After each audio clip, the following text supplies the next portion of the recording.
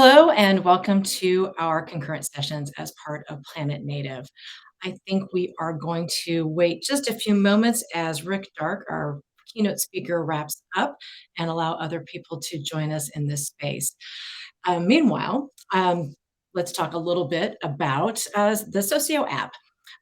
We are here today to talk about landscape maintenance practices that support pollinators and keep your neighbors happy with Paul Brown from A Tree Grows in Brooklyn. Don't forget to use the chat feature on the right side of your screen. If you have questions or comments as we go along, please feel free to post them there. At the end of this session, we'll have a little bit of time for questions and answers. We might go a little late just because um, of our a little longer than expected keynote address, and the photos were gorgeous. I'm disappointed to jump out early, but I am looking forward to this session. I know my husband Alex and I are looking forward to learning some of Paul's recommendations so that we can have even more lightning bugs and butterflies and native bees swarming around our backyard. I am going to do a quick chess. A quick nothing.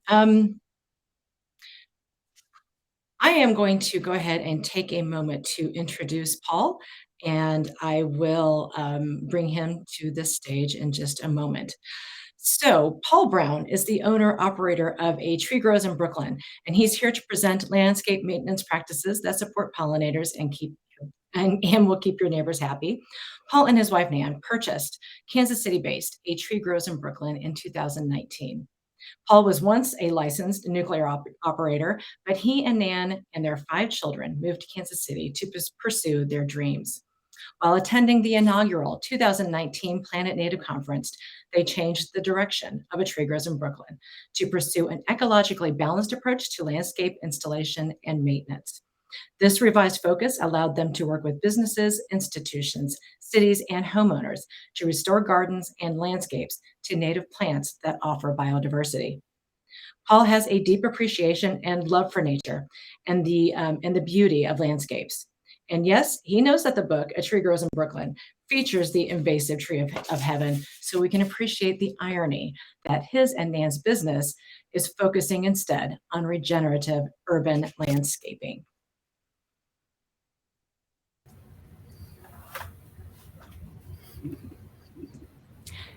Yay! Thank you so much for that introduction, Stacia. Appreciate it.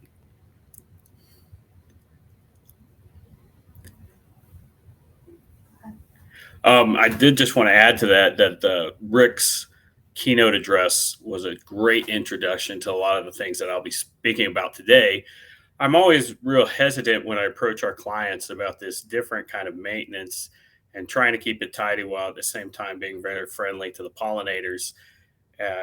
Just all the stats that support it and why it's so good.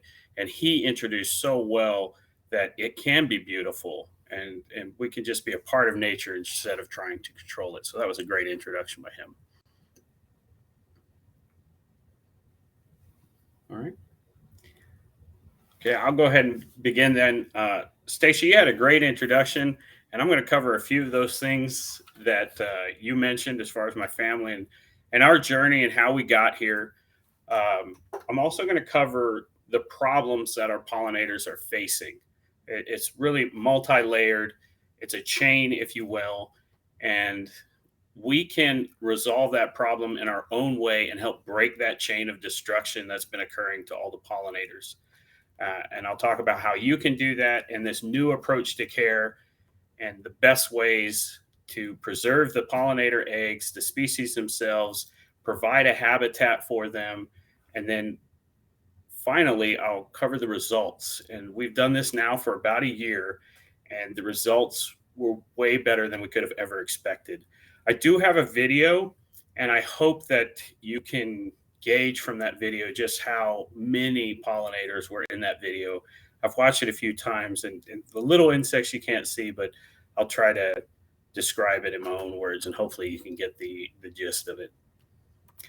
As Stacia said, my wife and I, we've been married for 13 years now. We have 5 children, and it's just a real quick, funny story. We started with three. We were really happy there. I was very happy there with one boy and 2 girls, and my wife really wanted our son to have a little brother. And we thought about it and gave it some consideration. Like, yeah, sure, let's have another one. And then she got pregnant. Turns out it's twins. The doctor couldn't hear a heartbeat at one point. We got really scared, and he had to do an ultrasound. And he's like, "Hey, I can see the sexes of the two babies. Are you interested in knowing?" Of course, we were. And he says it's 2 boys. So we're super excited that we're going to have 2 boys. My son was even more thrilled than we were. We had that belief for about 3 weeks, and then we had the big 21-week ultrasound, and the nurse was, "Do you want to know the sexes?" And we said, "Well, we already do. It's 2 boys." And she said, "I'm looking at baby A, and I got bad news for you if you think you're getting boys." And it was a girl. And I couldn't even think at that point. I said, "We'll get to the next one." What's the next one? Oh, it's a girl too. And did not see the doctor again until we're going into the OR for the delivery. And I looked at him and I said, "Dr. Tyrone, 2 boys, really?" And he looks at me and goes, "Hey, sometimes you get that wrong. Sometimes you get it right." And we all laughed. And my son was the one that suffered the most from that. But we thought we were going to get 2 boys. In the end, we got 2 girls, but it's still part of our family. And we're so happy to have them. Uh, this is a picture of what I did before I moved to Kansas City. I Googled North Anna Control Room. I worked there for 14 years. Uh, and I couldn't believe it. The first image that came up on Google was a picture not only of the control room, but if you look at that individual in the back standing there questioning many of his decisions in life, that would be me. It was really surprising to see that I was in this picture. I did this type of work for just over 4 years. I stood in this concrete bunker for 12 hours at a time, no sunlight. I worked nights and weekends, and it just was a very unsatisfying existence. And I wanted more. My wife and I came to the Kansas City area for her parents' 50th anniversary, and we loved it, and we wanted to come out here and be a part of this. So, with in less than 6 months, we packed up our family, we sold our house, we didn't have any pets, and my daughter Ella wanted to make sure that you all knew that because she's still quite upset about that. We bought a Tree Grows in Brooklyn in April 2019 from Richard Triggs on the right and Bill Jennings on the left. And we bought it. We said to ourselves, we're going to use this to be good, to do good things, and to make a difference in our community. That was so important to us. And every time I look back at that 6 months and just the incredible amount of change that occurred in a relatively short amount of time, I think about Field of Dreams and that quote from Ray Kinsella when he says, "And up until then, I'd never done anything crazy in my whole life." I think it was pretty chaotic. But having bought the business for the first 6 months, we really didn't feel like it was ours. And we struggled immensely and kind of making it our own. And more than anything, and my wife and I would talk about this regularly, is we did not feel like we were doing any good. We weren't making a difference in the community. That was really bothering us. Fortunately for us, my wife came in contact with Peggy Rooney, who had connections with the Planet Native Conference. She told us all about it probably a week before that conference. I pushed back on it really hard.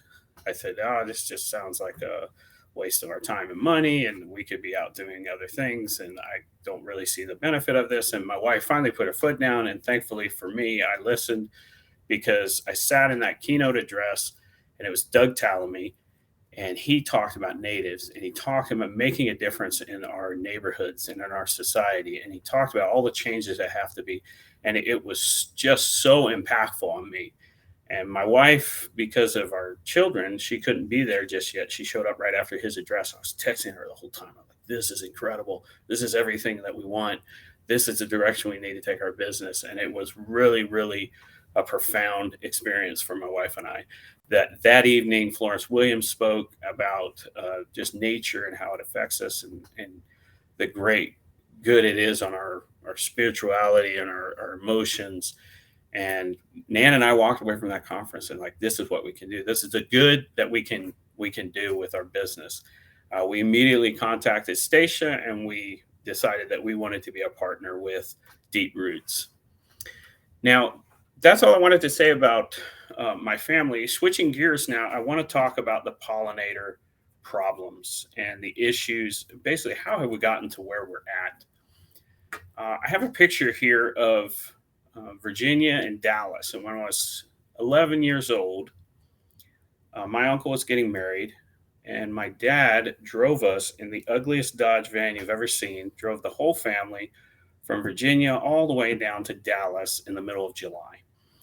And you can imagine just how hot that was in this non AC vehicle.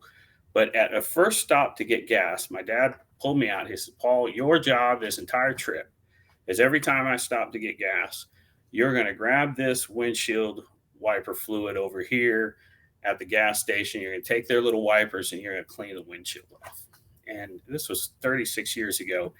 And they would just be bugs splattered one into the other on this windshield.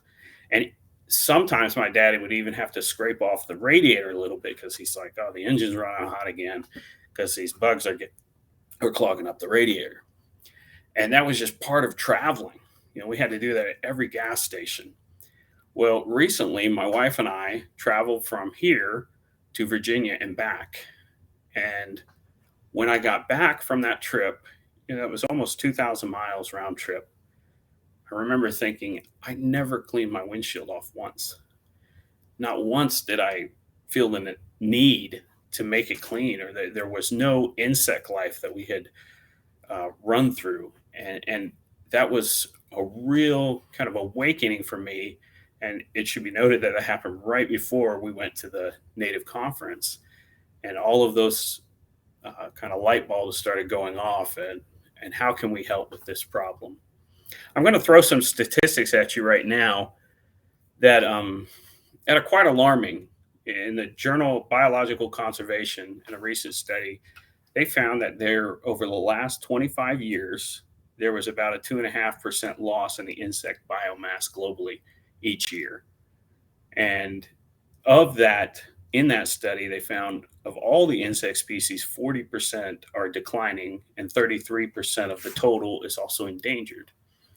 Now, a lot of these studies are based in out of Europe, and that's just because Europe and England and Germany, France, they've really been tracking this stuff for a long time.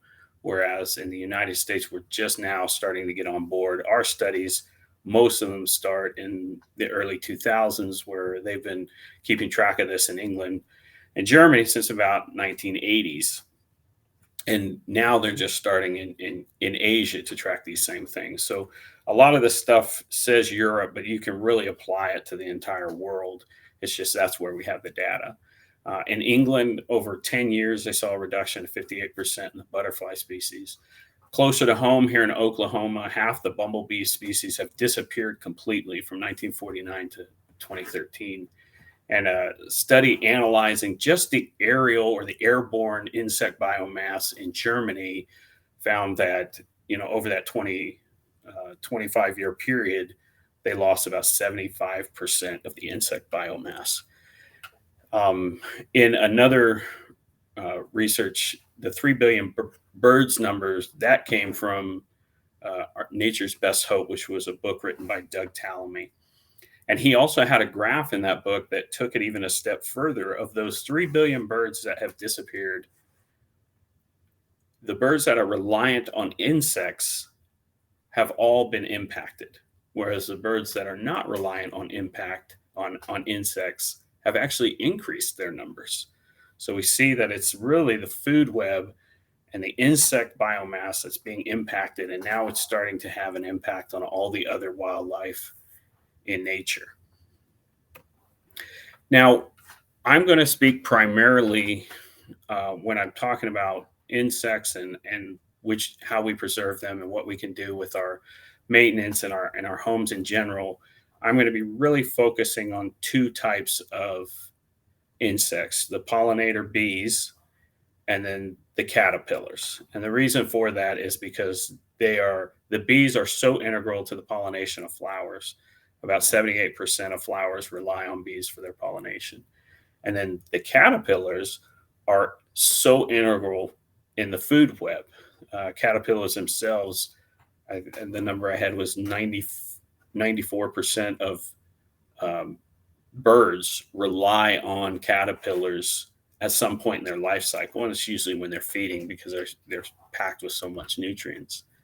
And so those are the two things that I'm going to be focused on.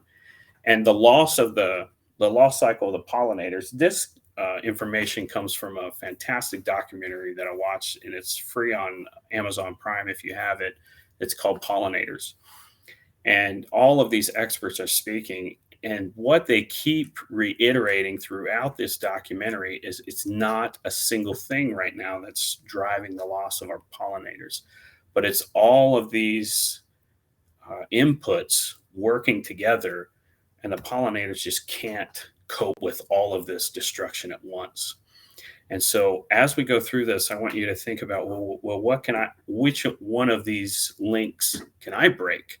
Which one of these links can I help with? Because if you can break one, then you can help them to start be successful and restore their numbers.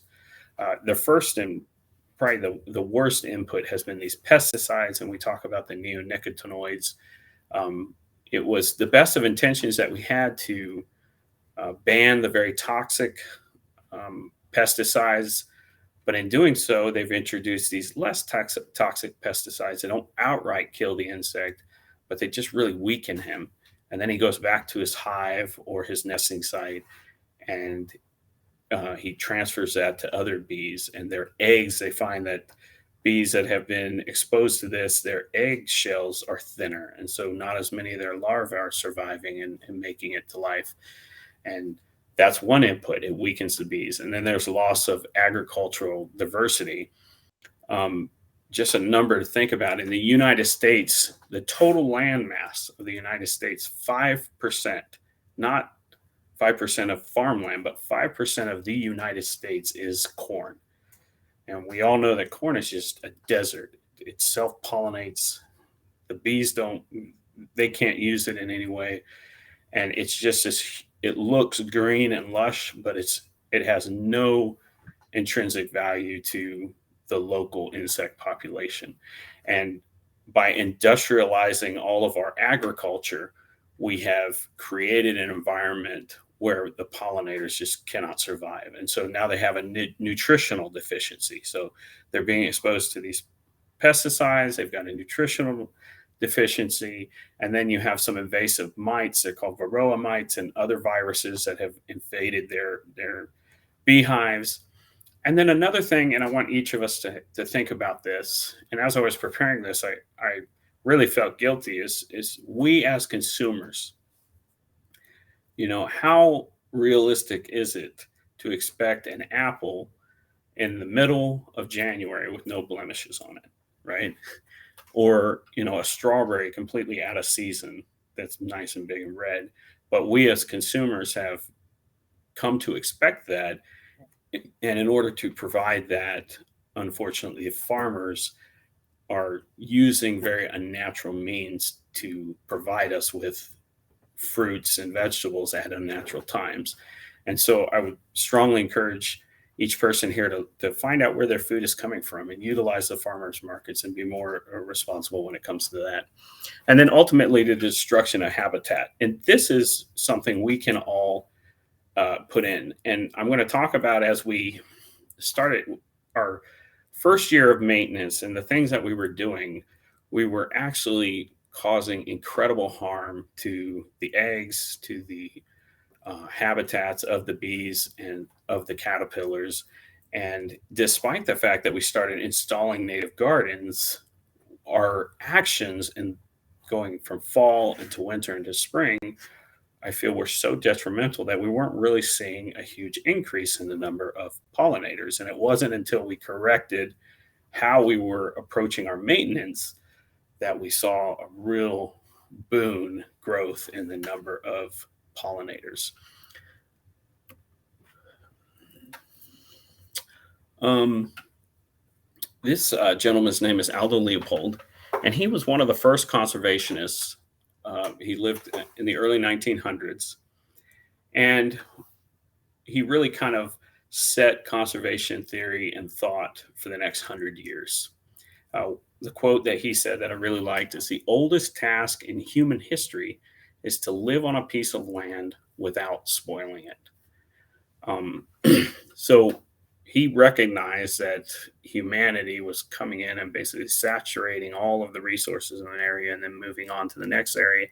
And it was his dream that we could mine, farm, graze, and hunt and not destroy the local ecosystems. But one thing he never considered, and conservationists as a whole really never considered until about 20 or 30 years ago, is that it's not just where humans aren't that we need to correct our thoughts.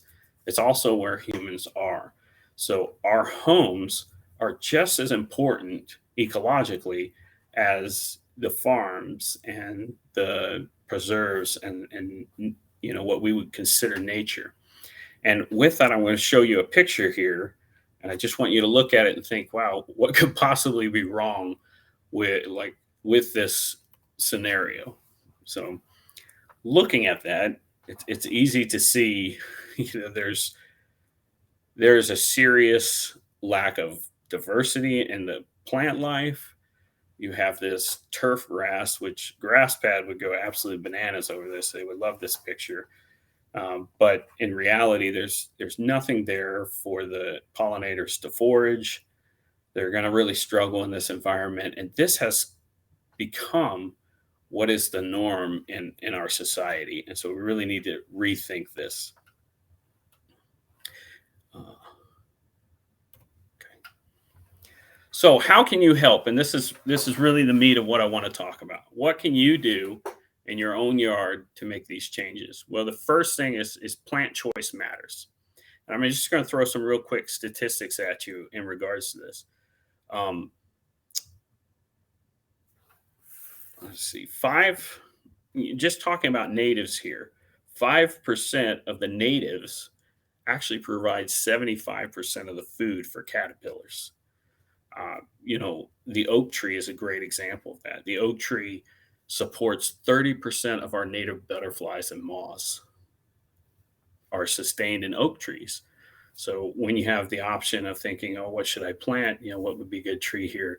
Oak trees are an incredible provider for these pollinators and for these caterpillars. 90% of caterpillars themselves are specialized. And that makes sense if you think about the evolutionary cycle. The plants have developed certain defenses.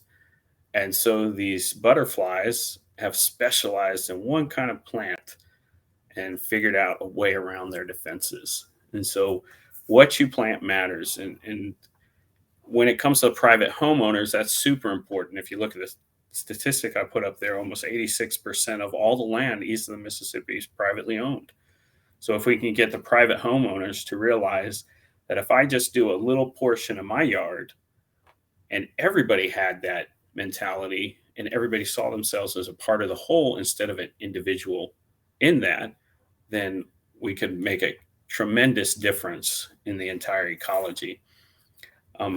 That mindset for me was really kind of driven home by the previous owners, and I don't mean to disrespect them in any way, but they always talked about secret gardens and your own space and escaping kind of the environment or the area around you when they design things.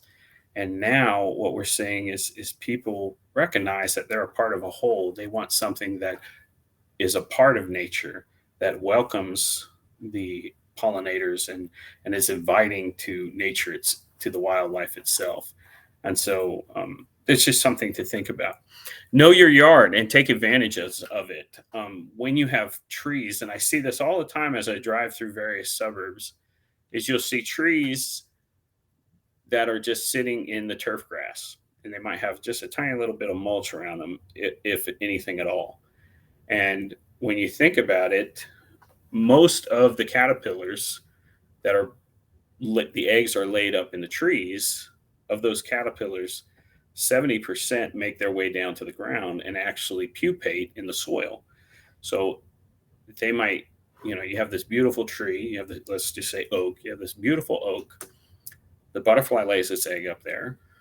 It eats the leaves, gets really strong and healthy, drops to the ground to pupate, and then gets run over by a lawnmower. So that's we're seeing a lot of that. And so if you just look at your yard and say, hey, well, I've got a few trees here, I'm just going to take the drip line and turn it into, ground cover or something, anything, so that my lawnmower stays off of it, so that there's leaf. I can't say leaf litter because that's what Rick said. Don't call it leaf litter. It's leaves. So that there's leaves there that they can utilize for their benefit. And then finally, what I'm going to really focus on is how you approach your maintenance can have an incredible impact on um, the eggs themselves, how they overwinter and survive, and then their return back into the life cycle. Your house is your own bioreserve, and I put up a few pictures, and you can see the difference here. These trees up in the upper right, any caterpillar that is born in those trees and falls to the ground is just it's gone. It's a wasted resource, if you will. And if you can shrink your lawn, the total lawn acreage in the United States in homes is 40 million acres. So if we had everybody say, okay, I'm going to shrink my lawn 50%, that would be 20 million acres of lawn converted to native landscaping. To put that in perspective, in the lower 48, there is only 38 million acres of land in the national parks. So we would literally have increase our national park space by 50% if all homeowners just shrunk their lawn by half. And so you can see how much of an impact individual homeowners can have on the environment if that's what they chose to. Okay, here's our new approach to care, and this is, I'm sure, what everybody has been waiting for. In 2021, this is almost a year ago, we approached several of our clients and we asked if we can maintain their property using the techniques that we had been researching up to that point. Um, I found that as I approached these clients and laid it out and said, "Hey, listen, this is what we want to do. Here's how we're going to ensure that we keep it looking tidy as possible. And here's the benefits." When they heard those benefits, you're going to have more pollinators. We're going to preserve their eggs. We're going to make sure that they come out when they're supposed to and that they have the flowers that they need. They all perked out. Everybody is very aware that the bees are struggling, and to have an opportunity to help with that really kind of livens people up, and it makes them want to be a part of that. I only had one client out of all of them that approach that wasn't interested, and truthfully, I wasn't surprised. Just an older gentleman is like, yeah, that's not good for me. But for the most part, people are very invested in the environment and being a part of good and helping. So, and I did want to comment that over the entire year, I thought it was going to be a significant increase in the cost to our clients. I really did, and I was very honest and upfront with them. But we found that for yes, in fall and winter, there was more cost, but in the springtime and the summer and then early fall, there was lesser cost. And I'll kind of describe why that is. But it basically had to do with what we were removing off the property. So first I'll cover winter. And we have a picture here of one of our clients. Those are limelight hydrangeas that we had cut back. And the first thing that I want to say, and Rick was a great intro to this, is leave the leaves everywhere you can. Just leave the leaves. Don't disturb them.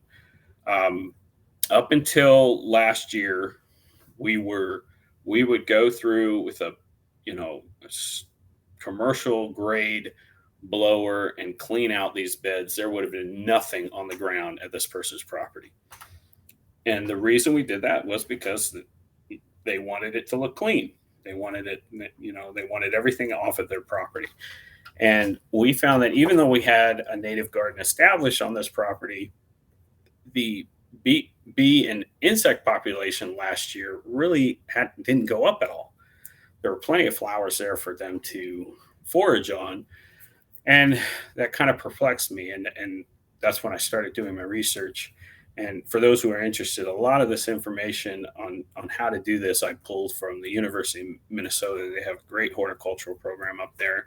And they had a lot of papers written and videos that I was able to follow. And it made me understand, okay, we are not going to have pollinators if we go through such efforts to destroy their habitats. So leave the leaves as much as you can. There's lots of insects that basically just lay their eggs in the ground, or their larvae that overwinter 6 inches beneath the soil. What we also did was we went through and all the pruning that we needed to do, and this for summer blooming shrubs. Sorry, we we weren't sure if there might be eggs laid inside of those stems. So when we pruned them, normally we just haul these off and throw them away. And what we did instead was we gathered them all together. And you can see under this spruce tree, we just laid all of our debris over there. And that was all the debris from the whole property. We just kind of started piling up over there. And I was mildly concerned that it would be an eyesore. I met with the client, and he actually picked this spot. He said this would be a great spot because we never see this. It's kind of on the side of our property. There's a fence there. Our neighbors won't see it, and so I would encourage you in your own property just walk around. Okay, where can I put this that's not going to offend the neighbors? In the morning the roundtable discussion, they mentioned that quite a bit. You do have to be cognizant of your neighbors and what their desires are as well. And so we put it over there. We stored it, and then something else we had found out from that's the University of Minnesota is that we tried to use as many pine needles as we could where mulch was necessary. And I just as a disclaimer for mulch, I'll say this that um, you don't want to use it when it's not needed. There's lots of insects that just can't get through it, or they can't get back out of it. And so, but there are times where it's necessary, and that's one of the balances we've had to have. Um, the winters in Kansas and Missouri are so cold and so dry that the boxwoods, the yews, hollies as well, they really need that mulch around them. And it's hard to mulch with just clippings off of those shrubs. So we have from time to time brought in mulch, but where possible, we always try to use like hosta leaves that we've cut, or any of the perennials that we've laid down to the ground. We try to use that for green mulch.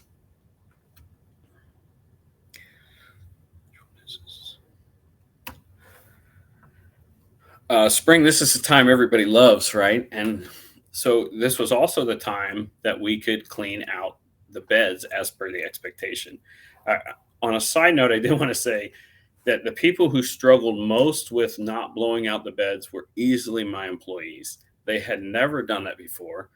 I kept turning and like watching them, and they just sit there with their blower, kind of getting closer, and I'll be like, "Hey, don't do that!" And they, oh, and one of them actually got a little really perturbed, and was like, "I've never done this before, and I don't understand the purpose of it." It's like, hey, we're hopeful that this will make an impact. This will make a change. So we're just trying it this year. He's like, wow, I'm not going to be blowing these out when they're covered with water. And it was a really funny interaction between him and I, because when I was out there with him just a few weeks ago, he saw all the pollinators. He's like, well, I guess I made a difference. So if I could convert one of my employees, anybody can be converted to this. Now, we found that once the temperature gets above 55 degrees consistently, that's when you can go and remove all the leaves. And so we went in there to that previous picture I showed you, and we cleaned out all of his debris. We cleaned out all of the leaves from all the beds. We made it look really tidy at that point. And we're convinced that everything was able to hatch and come out at the appropriate time, and we didn't cause any harm by cleaning at that time. This is when you also want to mulch as needed to retain any water. We're finding that with our native plantings that we're putting in, it's usually necessary to put a little bit of mulch around them, and that's just for water retention until they get established. And then, as I said, you want to remove all the debris that you deposited from the winter. And this is also the time that you want to shape any of your spring blooming shrubs. And so, once again, you'll clip those back, and you can go ahead and remove that at this time. This garden we had planted a year prior, and I love what Rick said. He's like, you got to educate people that they don't expect how did he say, they don't expect perfection right away. And uh, this is an area of Kansas City where typically people have perfection right away. And so we coached the client and got them all ready. And the first year this native garden was in, it was very sparse. And I was just like, oh no, this is not going to fly. This is not going to work. But 1 year later, you can see it was just there's plants everywhere. There are flowers everywhere. And in fact, he even came up to me recently and says, I don't like that globe spruce there anymore. It just doesn't fit in with all that those natives. I want that out and find some natives to stick in there. So he's really becoming converted. And we're very happy about that. The summer is going to be everybody's favorite time. This is when you weed. And I get asked this a lot about native plants. Well, do I have to weed if I have native plants? And Rick talked about this a little bit. He touched it just a little. You do need to initially. I mentioned the garden that you just saw before. We weeded that extensively the first year. And in fact, I kept track of the hours. There's about 32 hours that we had to invest in weeding that in the first summer and fall alone.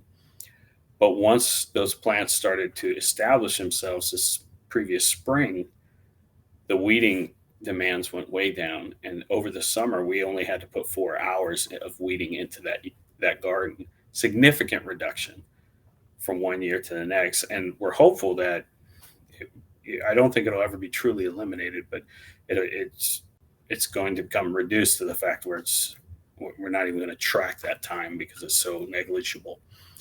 And so the summer, especially late July and August, you really need to weed. You don't want those weeds choking out any of your plants until they really get established.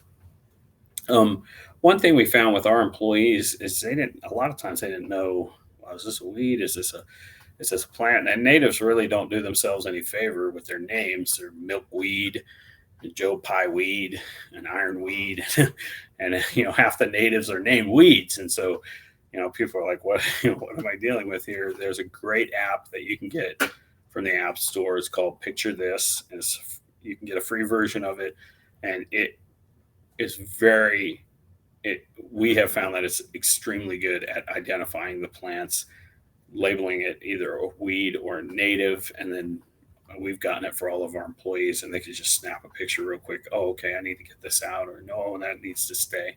So I would encourage you, if you're out there and you have any questions, to utilize that app as well. Now, fall is when a lot of your work is going to be done. And the fall, you are setting yourself up for a successful spring and a successful bloom of pollinators by what you do in the fall.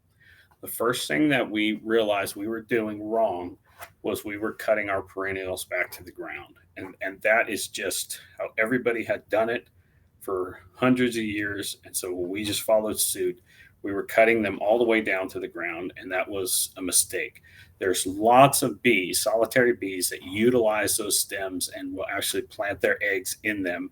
And the studies show that they don't go higher than 18 inches, right? And so that what we did last fall was we cut down all of our perennials. We left them at 12 to 18 inches above the ground and just left them. Okay.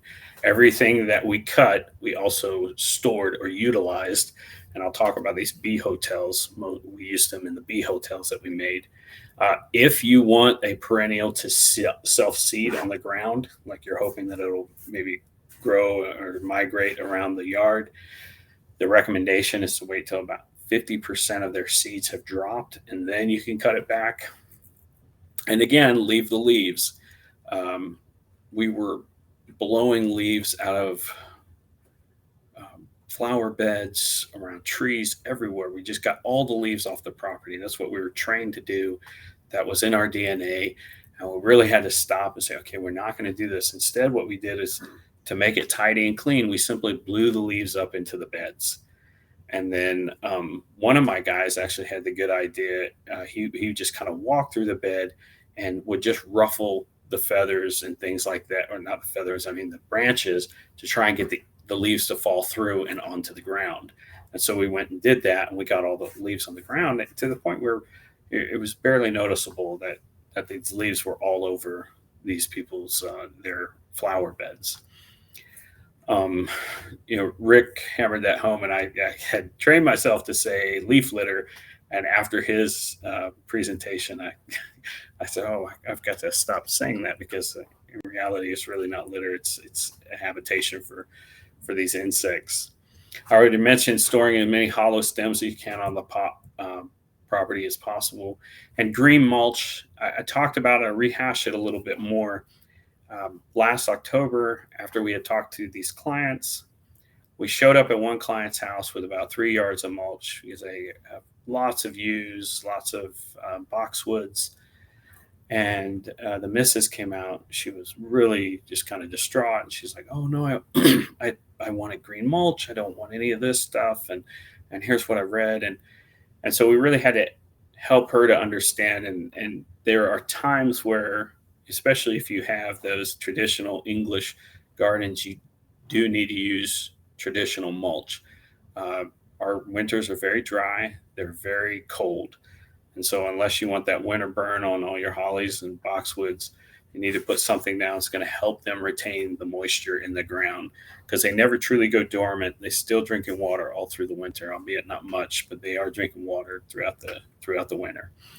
And so, we talked to her. Their property had so much of these traditional um, ornamentals. There wasn't really much for us to cut back and utilize as far as like hostas and perennials. And so we went through and discussed that with her, and we were able to green mulch one area outside of her window. And we said, okay, this is really all the material we have to work with. We're going to green mulch over here. And she ended up being happy with that. And so part of the green mulch is looking at your property and saying, okay, realistically, do I have the material necessary to cut these back and lay them down and create that bed of mulch from what I'm growing? And if not, do I need to bring mulch in to augment or help with that situation? The last thing that I wanted to discuss and mention are bee hotels, and we found out about these through the University of Minnesota.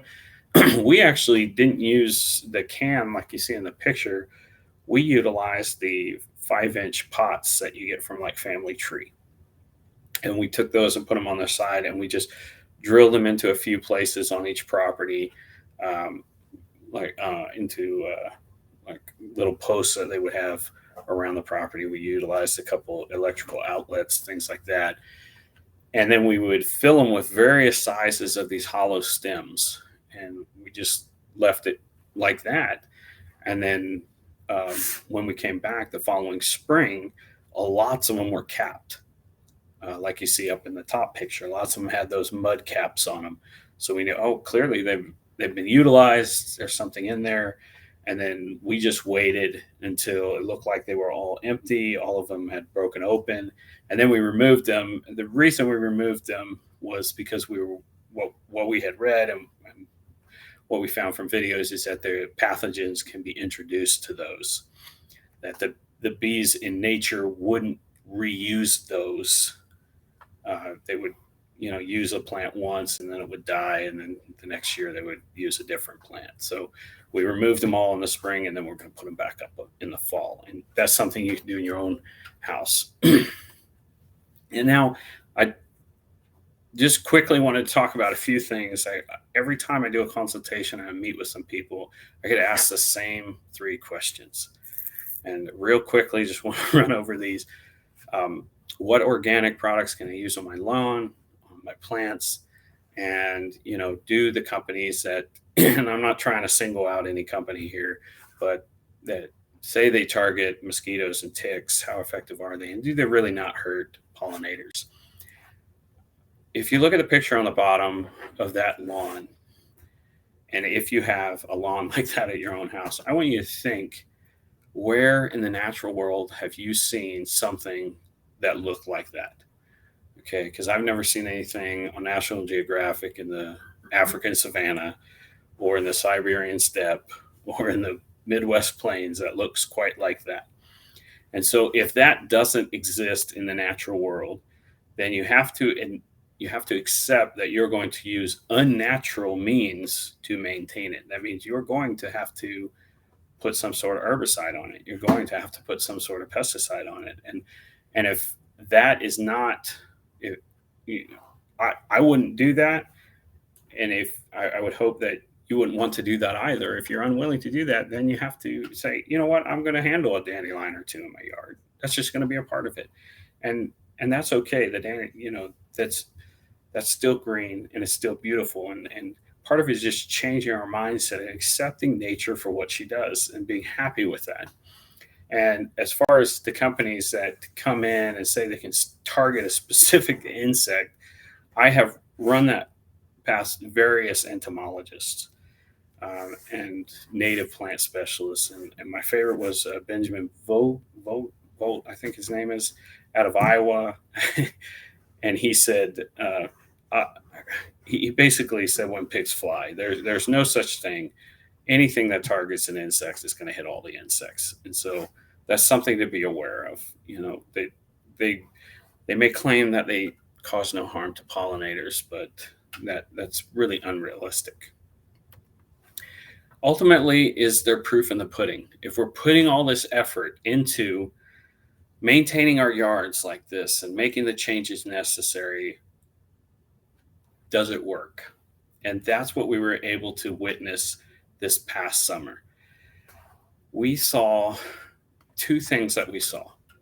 One, we had a very cold spring, and at our properties where we did not implement any of this in the fall, the bee population and the pollinators came out, it seemed, about 3 to 6 weeks later than at our other properties, the ones where we did do the maintenance. It seemed like the bees had a big head start where we had implemented changes. We saw them sooner, and then as the season went on, we saw huge amounts of pollinators. I remember looking at one bush in the middle of June, and I I saw a bumblebee kind of zipping around it, and I leaned in to the bumblebee to see it, and the whole bush just kind of exploded on me. And all of a sudden, there's all these pollinators that I hadn't even seen, and just a quick count, I felt like there was about 80 to 100 there. There were easily 15 to 20 bumblebees alone. There were leaf cutter bees that I had never seen on this property before. There was another solitary bee. I think it's like the green ring bee or something like that. I can't remember. But that one I had never seen on the property before. Just huge amounts. And I'm going to show you real quick this video, and hopefully it'll come through. Rick's videos, a couple of them pretty choppy, but you're going to see bees flying around this. And this is the one that I leaned in on, and I stepped back. I was like, holy smoke, I got to get a video of this. And to put it in perspective, the year before, I never saw more than 15 bees in one area on this property. And you can start to see them. They're everywhere. They're on the right, they're in front. You're going to see some on the back near that red bud here in a moment. They're just swarming around. This is a St. John's great wart. It's a native shrub that we have. It comes into bloom late spring, early summer, and it was just teeming with bees, a lot of bumblebees. And the cool thing about this property is that right after this bush kind of got spent and all the flowers started to die, that native garden picture that I showed you earlier, that was on their property as well. That started to come into bloom. All the tixie, the purple mallow, and the pale purple coneflower, and right about the same time as a purple coneflower, and this huge mass of insects in about 2 weeks is on all that. So now they're foraging that native garden, and they stayed there for several weeks. And then we have, hopefully, we'll get the fall blooms coming up here. All their asters are on that another part of the property, and hopefully those will come up, and we'll see all those bees migrate over to there. So it wasn't just, I guess, just a coincidence that there were that many pollinators that day on that that bush, but they are on this property and they're foraging it every day, going around finding the different flowers that are blooming. The other thing I wanted to say about this property, I'm not sure if you were able to hear it in the video, but you hear a truck, you hear cars. This property is in an urban setting, roads all around it, industry, um, commerce all around it. So they have, by embracing natives and changing the way that we maintain their property, they have allowed the pollinators to thrive in an area where you would not think that they would be able to survive and to thrive. But the opposite is true. Nature has found a way, and it is doing extremely well on their property. The client came out with me when all these bees were on his native garden, and that's actually when he said, "Oh, it's time to get rid of that spruce. That's not doing anything for these guys." And he was really taken back. He's like, "Wow, we've more insect life than I ever remember on our property in the 20 plus years we lived here." So a real positive impact, and one that we've been able to see. Final thoughts, just some things I wanted to share, and I'll wrap this up pretty quick. This comes from the book Doug Tallamy wrote called Nature's Best Hope. And I want you to think back to that chain of destruction for the pollinators. You can make a difference in your sphere. You can break that chain in your sphere and have a positive influence and increase the number of pollinators in your area. What Doug Tallamy said at the end of his book, and I loved it, is you don't have to save biodiversity for a living, but you can save it where you live. And just remember that as you tackle these problems and maintain your property. And that's everything I have, and I hope it was helpful. I hope you're able to learn things. Again, I don't consider myself an expert in this field. I'm just kind of showing what we did, how we did it, and the positive impact it had on the properties that we did it. So that's all. That was great, Paul. Thank you so much. This is we have an opportunity, a few more minutes that we can take questions from the guests in this audience before we go into office hours. And so one of the actually, Paul, you know my husband Alex. he he's a little intimidated by bee houses and cleaning them. So do you just get brand new material to put in it every year, or what's your plan for that? We have decided to go with brand new material, and the reason that we did that is when we were studying them, and especially this came from a paper from University of Minnesota, is pathogens can be introduced into the bee houses from one year to the next. And so we didn't feel it was beneficial to provide them a place to plant their eggs when there were going to be viruses and pathogens attacking them. So we felt it best that, and that's why we use a really cheap. You can go online and buy these bee houses, and rather, spend whatever amount of money you want, but just keep it simple, keep it cheap, and then you just toss it when you're done with it at the end of the summer, make a new one, and that's what we decided to do. That's really helpful because I to give him some credit here, I was thinking, do you use pipe cleaners? How do you clean these things out? Starting with Yeah. fresh material makes a lot more sense. And and in fact, one of these sites even said you should put a plastic down on the base, kind of the backside, to prevent any sort of mites from coming in on that side. We didn't go that far. Yeah. We were pretty happy just putting the all the hollow stems in them. So that's how we left it. Excellent. Well, thank you. Just in time for fall, Alex and I will have a chance to try that again. Yeah. We do have a question from a member of our audience. Teresa asks about what plants to fit in a particular space. She's thinking specifically that not every yard would have room for an oak tree, even though it's a great keystone plant, I guess, for a yard. Right. What might you recommend instead, especially something that's not quite so robust? Rick talked a lot about the red buds. They don't get nearly as big, right?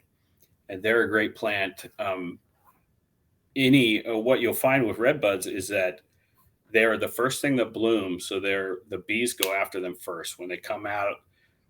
Bumblebees especially, they only the queen went overwinters.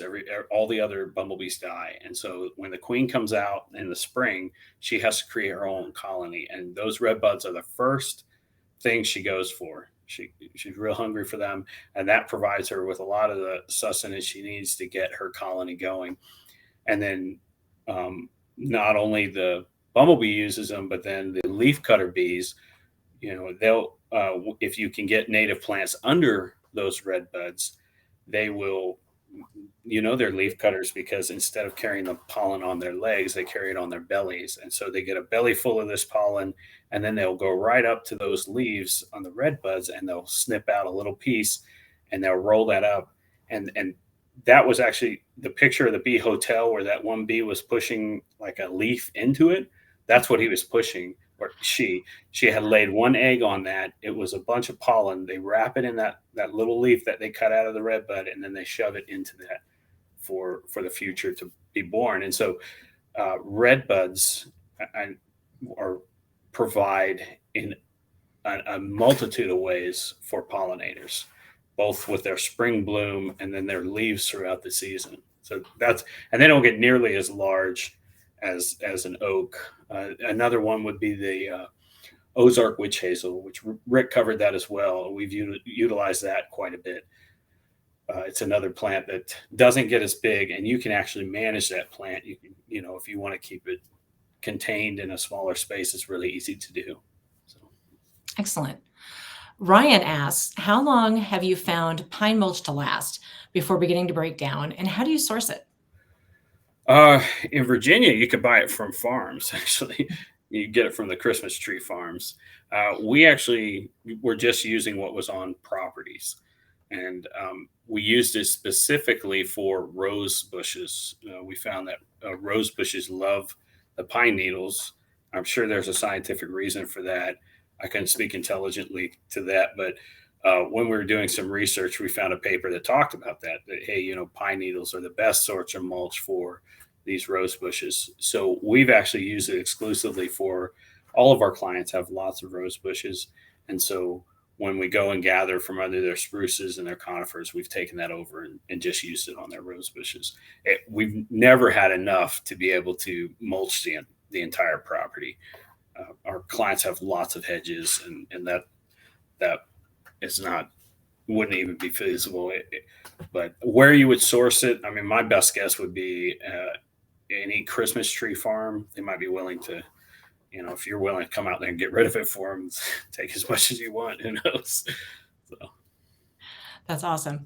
That's a great suggestion, and you kind of highlighted something that we're encouraging about native plants too, which is that you might have roses that are clearly not native to our area, and yet you can still have native plants in your garden as well. Every little bit helps.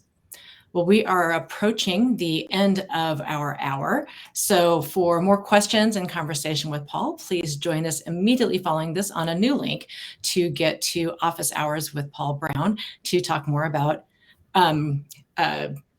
inviting habitat to your yard by the way you take care of your yard over winter. Thank you so much, Paul. This was a great presentation, and see you soon. Thank you.